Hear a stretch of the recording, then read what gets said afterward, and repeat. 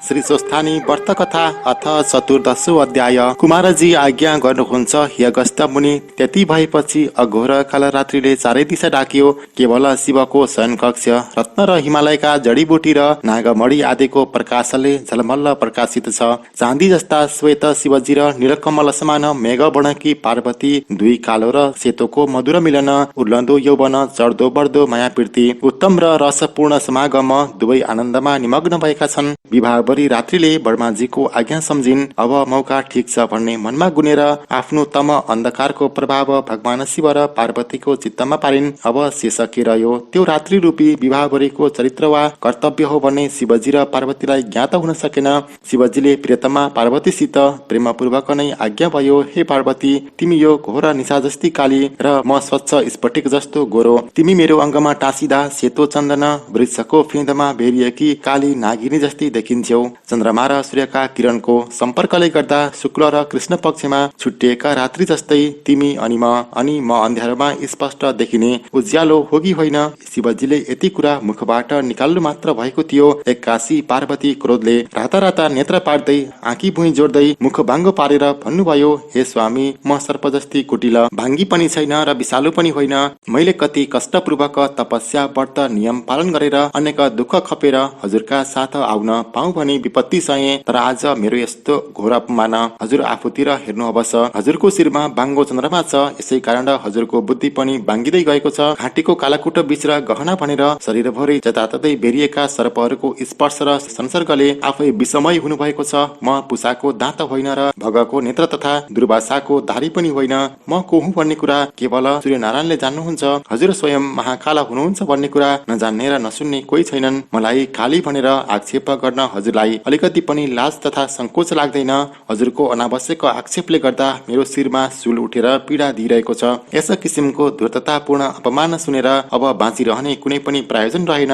अब मैले यो कैलाशपुरी पनि त्यागे, तपस्या गर्न गइहाले। यस्तो पार्वतीको क्रोधले भरिएको तीखो बाणी सुनेर महादेव निकै आत्तिनु भएर तत्काल संयम भएर प्रेमपूर्वक नम्र बाणीमा बोल्नुभयो, हे हिमालय सुता पार्वती, तिमीले मेरो कथनको तात्पर्य किन नबुझेकी? तिम्रा पिता पर्वत भएर पनि कति प्रसन्न चित्त हँसिलो हुनुहुन्छ। यस्ता व्यक्तिकी छोरी तिमी पो ढुङ्गा जस्ती हुन गयौ। मैले ठट्टा गरेर प्रेमले पो तिमीलाई काली भनेको।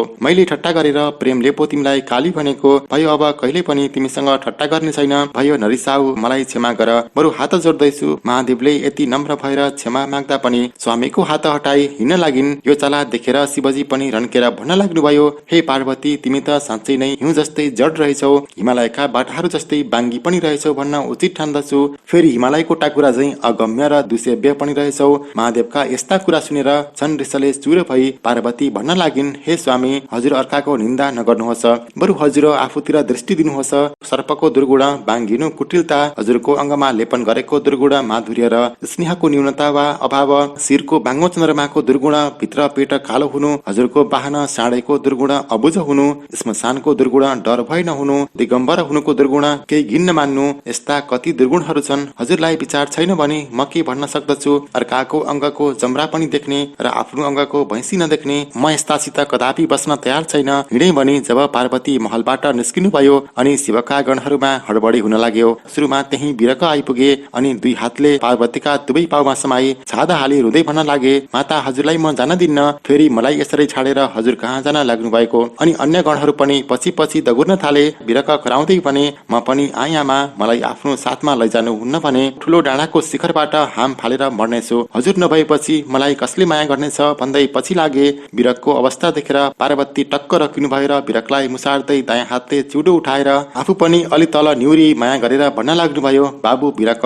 पहाडको टाकुराबाट हाम फाल्न पनि हुँदैन र मसित सँगै जान पनि हुँदैन। सुन, म किन जान लागेकी भने तिम्रा बाबाले मलाई काली भनेर अपमान वा हेला गर्नुभयो। अत अब म तपस्या गरेर गोरो भएर राम्री भएर आउनेछु, अवश्य फर्किन्छु। म यहाँ नभएको मौका पाएर हिमालयकी कुनै गोरी भोटिनी घरमा ल्याउनु होला। तिम्रा बाबाको मलाई फर लाग्दैन। अत तिमी यहाँ सावधान भएर चियो पहरा गरेर बस। म फर्केर नआएसम्म कुनै पनि स्वास्नी मानिसलाई महलभित्र बानेर जान नदिनु। कोही स्वास्नी मानिस भित्र पसी भने तत्काल सूचना दिइहाल अनि त्यसको उपाय म स्वयं गर्नेछु। यसरी कुरा बुझाएपछि बिरकको चित्त बुझ्यो र भने, हजुरको आज्ञा स्वीकार छ माता, तर तपस्या पूरा भएपछि अवश्य फर्किनु होला। यहाँको विषयमा हजुरले कुनै पनि चिन्ता गर्ने काम छैन। म भएपछि यहाँ कोही पनि आउन पाउने छैन। यति बिरकले भने भएपछि पार्वती तपस्या गर्न जानुभयो। तपस्या गर्न जाँदा बाटोमा पार्वतीको कुसुमा मोदिनी देवीसित भेट भयो। ती कुसुमा मोदिनीले पार्वतीलाई अङ्कमाल गरेर मिठो स्वरमा सोधिन्, हे पार्वती, तिमी कता र किन हिँडेकी? तिम्रो अनुहार पनि प्रसन्न देखिन्न, मुख निन्याउरो छ, घरमा के भयो? फेरि तिम्रो साथमा कोही पनि छैन, किन हो, के भयो? यति सुनेर पार्वतीले भन्नुभयो, देवी, तपाईँ हाम्रो माइती घरकी सम्मानिया हुनुहुन्छ, मलाई पनि तपाईँले विशेष माया गर्नुहुन्छ अनि तपाईँसित मैले ढाँट्ने वा लुकाई छिपाई गर्ने केही कुरा छैन।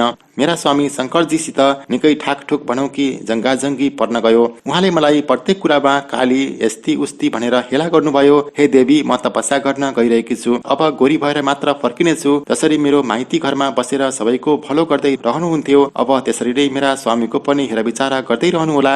विशेष रूपमा अन्य कुनै पनि स्वास्नी मानिस महादेवको त्यो कैलाश भवनभित्र छिर्न नपाउन्। कदाचित कुनै उपायले बसिहालेछन् भने गुप्त रूपमा मलाई सूचित गर्न नबिर्सनुहोला। त्यस बखत जे जति गर्नु पर्ला त्यो म स्वयं गर्नेछु। यति भनेपछि आफ्नी कुलदेवीको आश्वासन पाएपछि पार्वती आफ्नो हिमालयमा तपस्या गर्न जानुभयो अनि आफ्ना पिता हिमालयको बगैँचामा आकाश मार्गबाट घनघोर कालो घटाभित्र कुनै तेजपुञ्ज हराएर गए झैं अदृश्य रूपमा पुग्नुभयो। अनि पहिरेको राम्रा राम्रा गहना वस्त्रहरू त्यही एकातिर राखी वृक्षका बोक्रा पहिरेर ग्रीष्मको घाममा पञ्चाग्नि तापी वर्षा ऋतुमा खुला चौरमा वर्षाको कष्ट सहेर पुष माघको जाडोमा हिमालयको जलभित्र बस्ने अनि कहिले निराहार कहिले अलिअलि फलाहार गरी ऋतु वेदीमा सुत्ने यस प्रकारको कठोर तपस्यामा लिन हुनुभयो। पार्वतीले तपस्या गर्न बसेकी थाहा पाएर त्यही मौका छोपी अन्धकासुरको पुत्र बकासुरको मित्र आडी नामको एउटा दानव पिताको शत्रु साधन गर्ने अवसर यही हो भनी शिवको कैलाशपुरीमा आएर भित्र जान विचार गर्दा ढोकामा विरकलाई देख्यो, टक्क अडियो अनि आफ्नो पूर्वको कथा सम्झन लाग्यो। मेरा पिता अन्धकासुरलाई महादेवले मारेका हुन्, अब मैले पितृवधको साटो फेर्दछु भनी ब्रह्माजीको तपस्या गरे अनि ब्रह्माजी मेरो तपस्याले प्रसन्न भएर वरदान दिन पाल्नुभयो। मैले म कहिले नमर्ने अजम्बर हुन पाऊँ भनी वरदान मागे। ब्रह्माजीले, हे असुर राज, यस संसारमा कोही पनि अमर छैन, शरीर पाएपछि एक दिन मर्नै पर्दछ, अत मृत्युको कुनै अवकाश वा निमित्तलाई अडान राखी वरदान माग, म दिनेछु भन्नुभयो। अनि दानवले भन्यो, हे प्रभु, त्यसो भए जहिले पनि म आफ्नो देह परिवर्तन गर्नेछु, त्यसै बखत मेरो मरण हुन सकोस्, अन्यथा शरीर परिवर्तन नगरेसम्म अमर रहिरहँ भन्यो। र ब्रह्माजीले तथास्तु भन्नुभएको हो। म अमर छु र पितावधको शत्रु साधन गर्न समर्थ पनि छु, तर यो विरकको आँखा छलेर भित्र कसरी जाउँ भन्ने विचार गर्दा आफ्नो मृत्युको कुरा बिर्सियो। यो विरकलाई कुन उपायले छक्काउँ, केवल यही मात्र विचार गर्न लाग्यो। यसै बखत सानो सर्पको रूप लिएर विरकको आँखा छली एउटा सानो छिद्रबाट भित्र पस्यो। आफ्नो कोखामा दाँत राखेर पार्वतीकै जस्तो रूप धारण गरी शरीरमा पुरा श्रृंगार र आभूषण समेत पहिरी शिवजी राज भएको भव्य बैठक कोठामा आइपुग्यो। शिवजीले त्यसलाई पार्वती ठानेर अङ्कमाल गरी भन्नुभयो, हे प्रिय पार्वती, तिम्रो भाव उत्तम छ, यो भाव नक्कली वा बनावटी त होइन, मेरो मनको भाव बुझ्न समर्थ भइछौ कि कसो हो? तिमी नहुनाले मेरो निम्ति सारा संसारै अन्धकारमय भयो, तिमी प्रसन्न भएर नै फर्केर आएकी जस्ती छौ, कसो हो? फर्केर आयौ, राम्रो गर्यौ, यो काम गर्नु उचित पनि हो। यति महादेवको कुरा सुनेर पार्वती रूपधारी दानवले भन्यो, स्वामी, म तपस्या गर्न गएकी हुँ, तर हजुरलाई सम्झिरहे, केही गर्दा पनि बिर्सिन सकिन, त्यसैले फर्केर आएकी। यो कुरा सुन्दा महादेवको मनमा शंका उत्पन्न भयो। मैले त्यति बुझाउँदा पनि नमानेर दृढ गरी तपस्या गर्न गएकी पार्वती यसै फर्केर कदापि आउन सक्दिनन्। यस्तो विचार गरी राम्ररी ध्यान दृष्टिले हेर्दा पार्वतीको बायाँ भागमा कोखामा रोमको आवर्त हुमरी परी कमलको पुष्प जस्तो चिन्ह बनेको थियो, त्यो रहेनछ। अत यो कुनै दानवी माया हो, छल्न आएको भन्ने बुझेर पनि थाहा नपाए झैं भई बिस्तारैसित वज्रास्त्रको सन्धान गरी यस आडी दानवको सन्धिमा प्रहार गर्नु भएर त्यस चोटले त्यो आडी दानव त्यही ढलेर मरिहाल्यो। उता पार्वतीकी कुलदेवी कुसुमा मोदिनीले स्वास्नी मानिस भित्र पसेकी चाल पाइन्, तर किन र कसरी भित्र पसी के भयो भन्ने कुरा जान्न सकिनन्। महादेवको गुप्त खोपीमा कुनै स्वास्नी मानिस पसी भन्ने समाचार वायुद्वारा पार्वती कहाँ पठाइदिन्। यो समाचार सुनेर पार्वती मनमनै विचलित भइन्। विरकले मलाई धोका दियो भन्ने ठानेर म जस्ती सोझी र माया गर्ने आमालाई धोका दिस भने अब चर्को नुन जस्ती शिला पत्थर तेरी आमा होस् भनेर श्राप दिइन्। यस प्रकार विरकलाई श्राप दिएर क्रोधित भएकी पार्वतीजीको मुखबाट उनको रिसको रूपान्तरणमा एउटा ठूलो सिंह निस्कियो। भयंकर अनुहार भएको, र्याल हल्लेको र पुच्छर ठाडो भएको, दाँत कटकट पारेर मुख खोलेको, कोखा र कम्मर सेप्रो भएको यस्तो डरलाग्दो सिंहमा चढेर पार्वतीको उग्र रूप हुने लक्षण जानेर स्वयं ब्रह्माजी त्यही प्रकट हुनुभयो र आज्ञा गर्नुभयो, हे पुत्री पार्वती, तिमीले यो के गर्न आँटेकी? तपस्या गर्न छाडेर कता प्रस्थान गर्न खोजेकी हौ? व्यर्थ किन क्रोध गरेकी? तिम्रो क्रोधको उद्देश्य के हो? मनमा के इच्छा छ? जस्तै दुर्लभ वस्तु पनि म दिन तयार छु, यस्तो कठिन तपस्या र यो क्रोधबाट के गर्ने मन छ? चित्तको कुरा मलाई भन। ब्रह्माजीको वचन सुनेर पार्वतीले भन्नुभयो, हे पितामह ब्रह्मा, मैले महादेव स्वामी पाऊँ भनेर कठोर तपस्या गरेर बल्ल बल्ल महादेवलाई स्वामी रूपमा प्राप्त गर्न सके। अब महादेव मलाई श्यामा अर्थात काली भनेर उपहास गरिरहनुहुन्छ। यसै कारण अब म सुवर्ण जस्तै रङ्गकी गोरी भएर उनकी परमप्रिय बनी उहाँकै बायाँ काखमा बसिरहन पाऊँ, यही मेरो आन्तरिक इच्छा छ। पार्वतीको इच्छा जानेर ब्रह्माजीले तथास्तु भन्नुभयो अनि पार्वतीजीले आफ्नो पुरानो ब्रह्मराज झैं फुलेका नीलकमल समानको शरीरको कालो काँचुली सर्पले फेरि जस्तै गरी त्यही छाडिदिनु भयो, अर्थात काँचुली त्यही फेरिदिनु भयो। पार्वतीको त्यस काँचुलीबाट पीताम्बर धारण गरेकी हातमा घण्टा लिएकी कालिका देवी प्रकट भइन्। तिनलाई ब्रह्माजीले भन्नुभयो, हे विभावरी, तिमी निशा रात्रि हो। यी पार्वतीजीको देहको सम्पर्कले गर्दा तिमी कृतार्थ भएकी छौ। पहिले तिमी केवल एक निशा थियौ, अब यो सिंह तिम्रो वाहन हुनेछ। तिम्रो ध्वजामा पनि यही विद्यमान रहनेछ। अब देवताहरूको कार्य सम्पन्न गर्न तिमी विन्ध्याचलमा गएर विन्ध्यवासिनी नामले प्रख्यात भएर बस। यो पाञ्चाल नाम भएको यक्ष आफ्ना लाखौं यक्ष सेनाका साथ तिम्रो सेवा र आज्ञामा उपस्थित रहनेछ। यति भनेर कालीलाई विन्ध्याचल पर्वतमा पठाई ब्रह्माजी आफ्नो धाममा फर्किनु भयो। पार्वती पनि खारिएको सुन जस्तै बणकी गोरी भएर प्रसन्न मनले शंकर भगवान कहाँ जान सरासर पाल्नुभयो। मुख्यद्वारमा हातमा बेतको छडी लिएर बसेको विरकले भित्र जान लागेकी पार्वती सामु ठड्याएर, यहाँ तपाईको केही काम छैन, तुरन्त फर्किनुहोस्, होइन भने शंकर भगवानको अमोघ त्रिशूलको लक्ष्य हुनुपर्नेछ।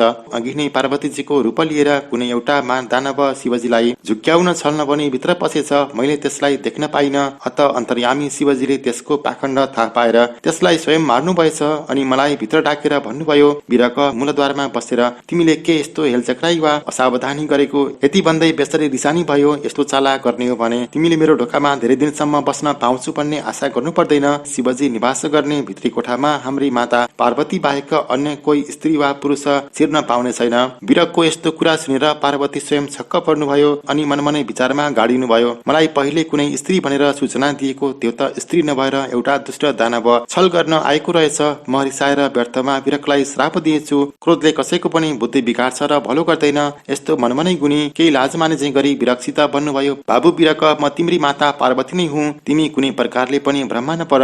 गिरिराज हिमालयकी पुत्री भगवान शिवकी अर्धाङ्गिनी पार्वती म नै हुँ। तिमीलाई सम्झना होला, म तपस्या गरिसकेर अवश्य फर्केर आउनेछु भनेर गएकी थिएँ। तपस्या पूर्ण भएपछि ब्रह्माजीले मलाई गोरी तुल्याइदिनु भयो अनि तिमीले कुनै स्वास्नी मानिसलाई यस ढोकाबाट भित्र जान दियो भन्ने समाचार सुन्दा मलाई बेसरी रिस उठ्यो अनि तिमीलाई श्राप दिए। तर त्यसमा तिम्रो केही दोष रहेनछ।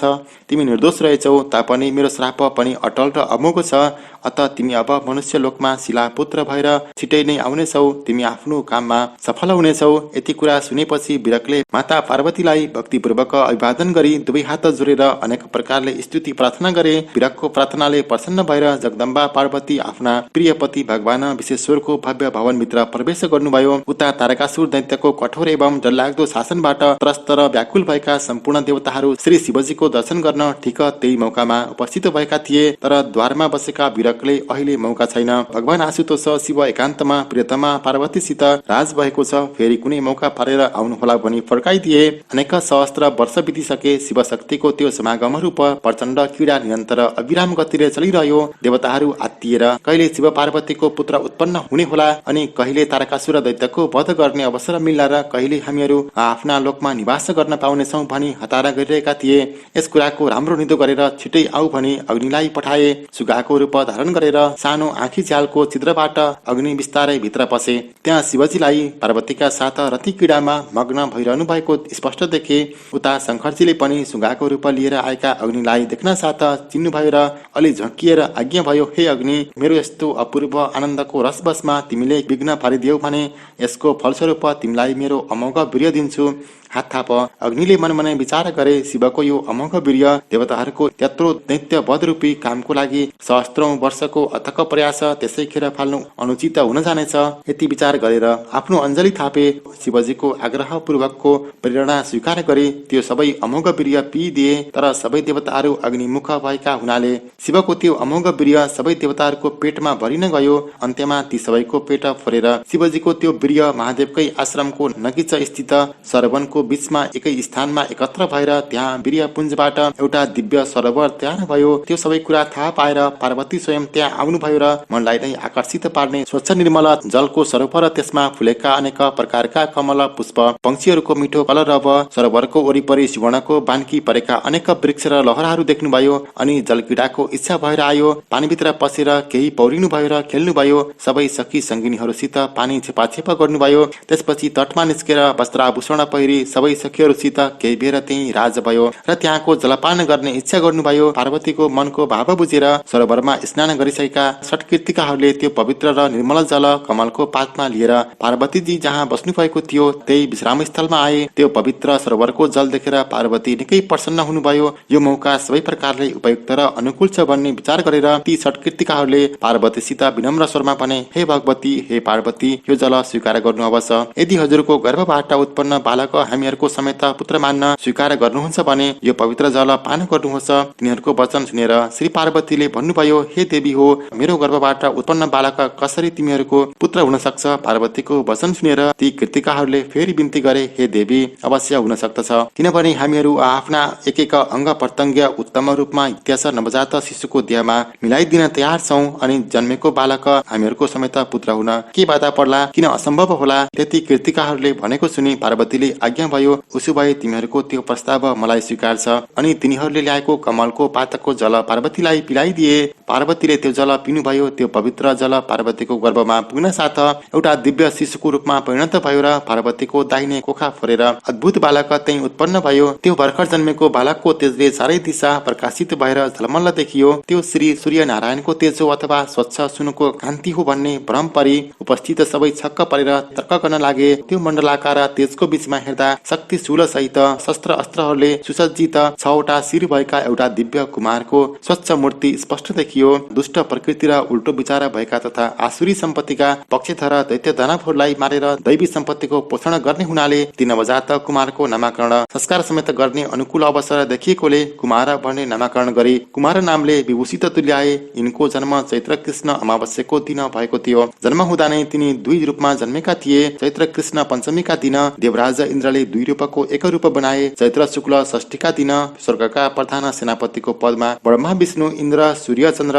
अग्नि वायु आदि सम्पूर्ण देवताहरूले नियुक्त गरेर प्रधान सेनापतिको पदमा विधिपूर्वक अभिषेक पनि गरिदिए। अनेक खेलौना छत्र चामर वस्त्र चन्दन र अलङ्कारहरूले सज्जित पारे अनि इन्द्र महाराजले आफ्नी कन्या देवसेना दिएर विवाह पनि सम्पन्न गराए। अनि विष्णु भगवानले आफ्ना अमोघ शस्त्र अस्त्र दिनुभयो। कुबेरले 10 लाख यक्षका सेना दिनुभयो। वायुले वाहन र अग्निले आफ्नो तेज दिनुभयो। स्कन्द विशाख गाङ्गेय स्वामी कार्तिकेय छर्तामुर इत्यादि नामद्वारा ती कुमारको समस्त देवताहरूले स्तुति प्रार्थना गरे। अनि प्रसन्न भएका कुमारले भने, हे देवता हो, मैले हजुरहरूको के काम गरिदिनु पर्यो, आज्ञा गर्नुहोस्। कुमारले यसरी सोधेको सुनेर सम्पूर्ण देवताहरूले शिर निहुराई हात जोडेर विनम्र स्वरमा भने, हे भगवान, हामी सम्पूर्ण देवताहरूको शत्रु र दुराचारी दुष्ट क्रोधी बलिया दैत्य दानवहरूको राजा बनेको त्यो तारकासुरले हामीलाई असाध्य दुःख दिएको छ। अब त्यस दुष्टलाई मारी हामीहरूको उद्धार गर्नुहोस्।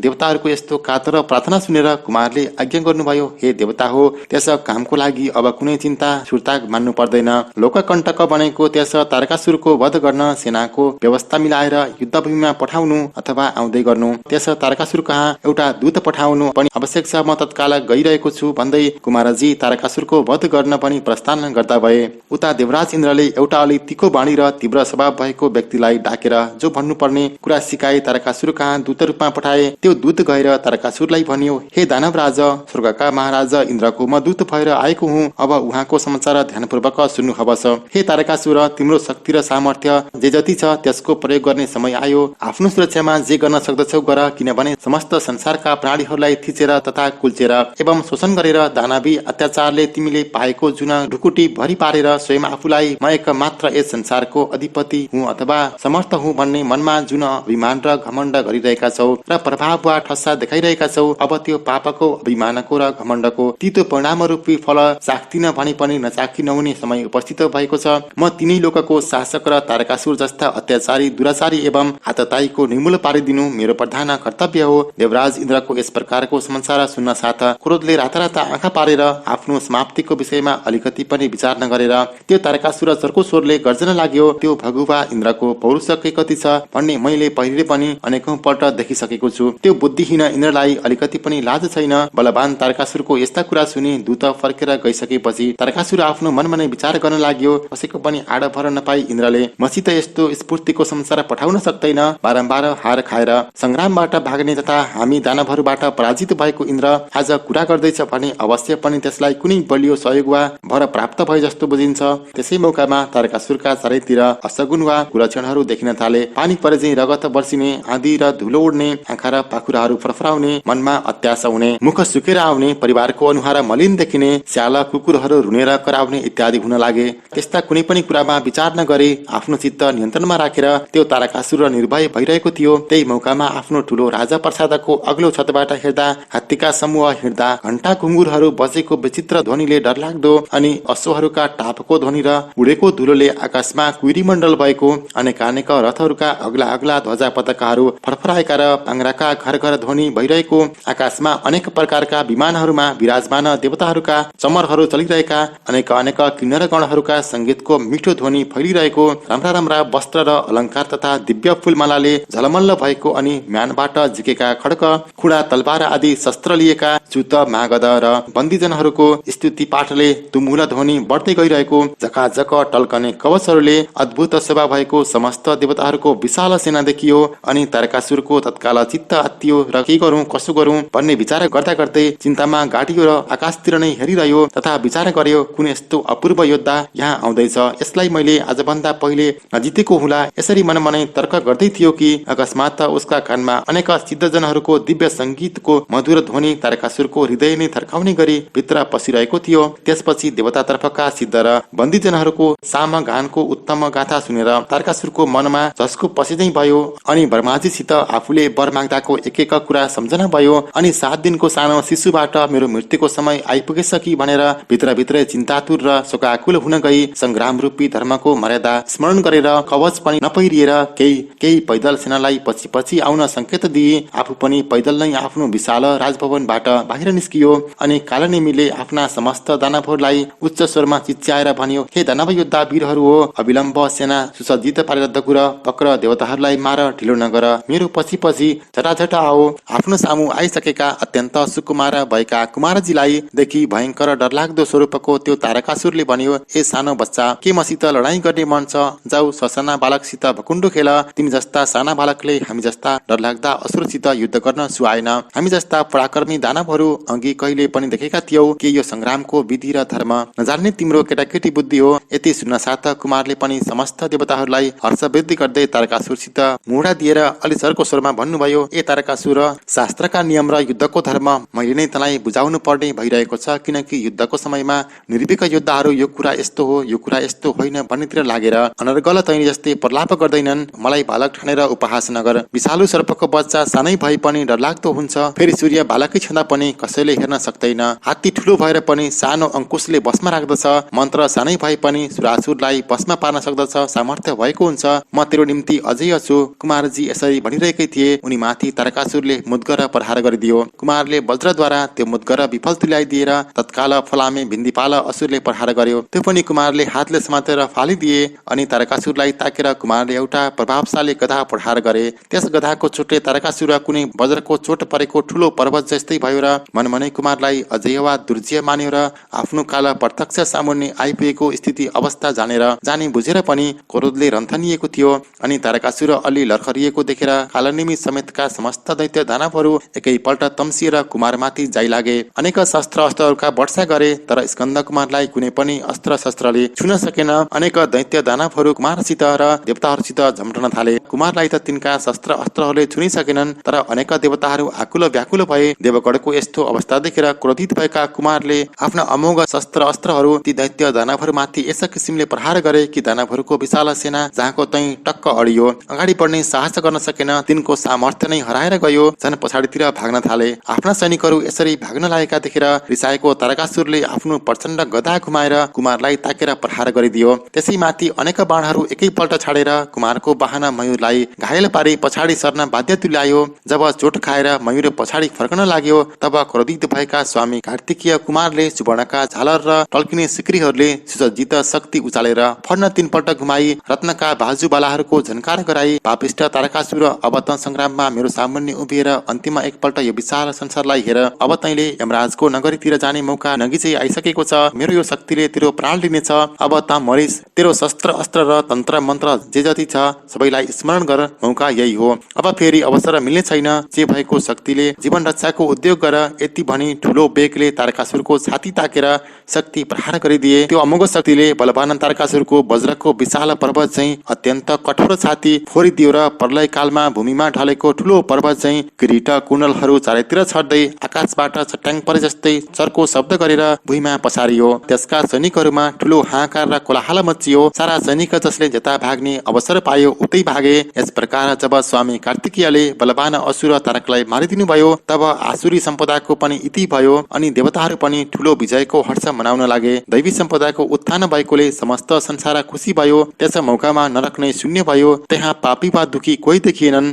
त्यति भइसकेपछि सबै देवताहरू एकत्र भएर विजय कुमारको स्तुति गरे। तारकासुर मारिएको हर्षले गदगद भएका देवताहरू कुमारप्रति आभार र कृतज्ञता प्रकट गरी भक्तिपूर्वक अभिवादन अर्पण गरी सिद्ध महर्षि देवर्षि र राजर्षिहरू र सम्पूर्ण देवगण आफ्नो आफ्नो लोकमा जाँदा भए। कुमार पनि देवताहरूको कार्य सिद्ध पारेर कैलाश पर्वतमा आफ्ना माता पिताको दर्शन गर्नका लागि जानुभयो। कुमारजी आज्ञा गर्नुहुन्छ, हे अगस्त्य मुनि, कुमारको उत्पत्ति र तारकासुरको विनाश भएको प्रसङ्ग भन्ने, सुन्ने र सुनाउने। प्रत्येक मानिस दीर्घायु भाग्यमानी निरोगी लक्ष्मीवान राम्रा र तेजिला हुनेछन्। तिनको बालग्रह शान्त होला, निर्भय र सुखी रहनेछन्। राजकार्यमा लागेका कर्मचारीहरूले यो कथा सुने इच्छित लाभ प्राप्त हुनेछ। नित्य क्रिया सकेर स्नान सन्ध्या गरी यो स्वामी कार्तिकेयको चरित्र पाठ गरे शत्रुले जितेको राज्य पनि पुनः प्राप्त हुनेछ।